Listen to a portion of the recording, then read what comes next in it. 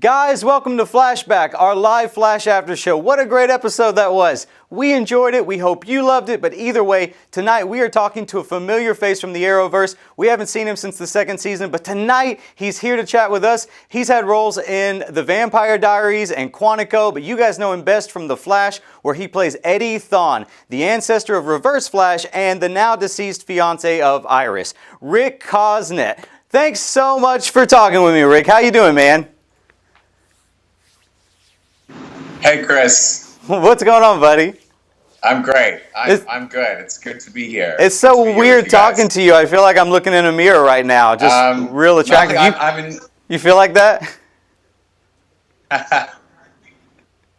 That's an awkward no. That's okay. Yeah, totally. That's fine. No, it's okay. That's a big compliment. Thank you. Oh, no. That's you are. Stop it, you. Stop. I gotta tell you, we've missed you on the show so much since Eddie was killed off. Do you ever tune in and see Barry with his fast hands all over Iris and get a teensy bit jealous? Why would I do that? That would be torture. Honestly, it would be torture.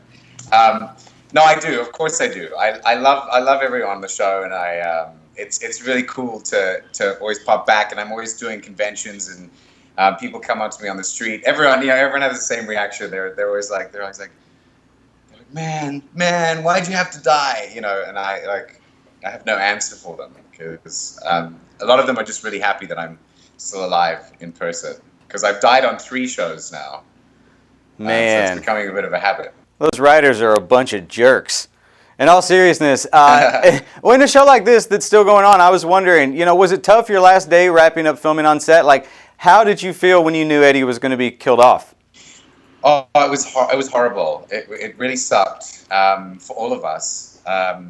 We all cried, and I knew about 2 months before, so they were gracious enough to kind of give me time to get a new job and stuff. Right.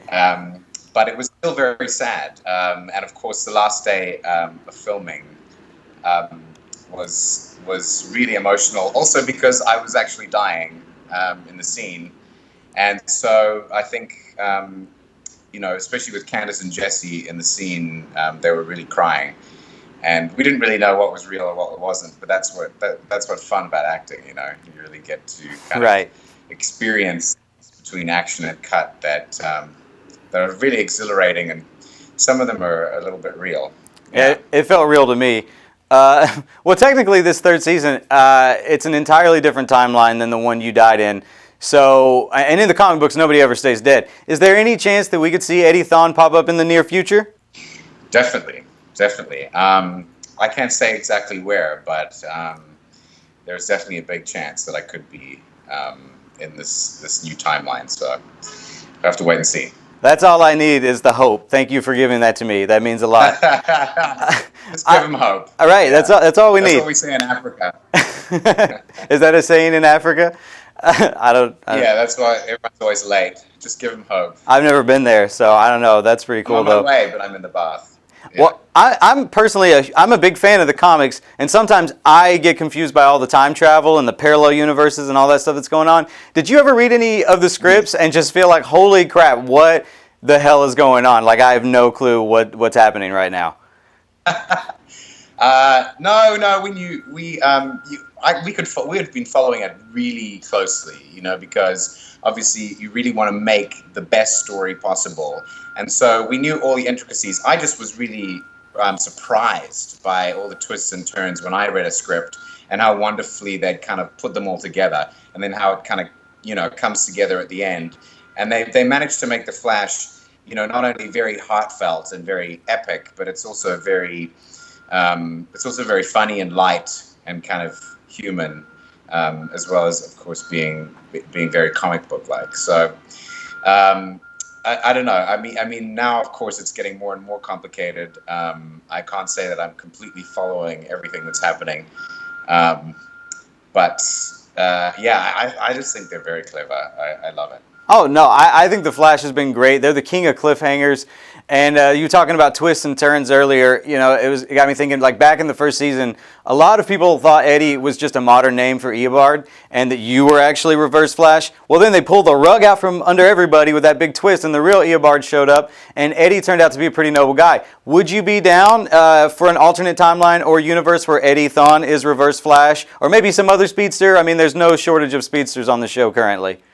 Absolutely. I mean, there's nothing better than playing someone who's a little bit evil and who you've seen where he's come from. I think that's what's exciting maybe about Eddie. We've seen him being so good, and when you see someone turn evil through jealousy or through some kind of we all have this bad and evil side, and Eddie really just chose constantly to be good. He always rose above everything.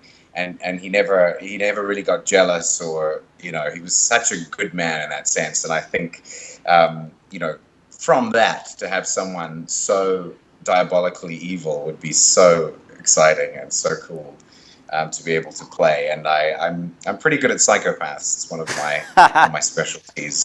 That's awesome. So we'll see. Yeah, that's one thing that I've loved about the show. With all the timelines and the parallel universes, it's very interesting to see how the same characters can develop different personalities. So I think that's cool.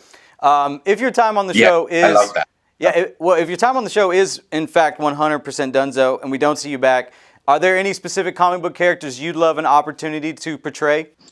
You mean in the DC universe? Yeah, DC, Marvel. I mean, just throw it out there. Anybody that you're a fan of that you just think I would knock this out of the park.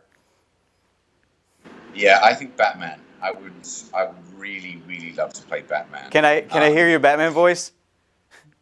No, you cannot. No, you can't say you want to be Batman and then not do a Batman voice. Hey.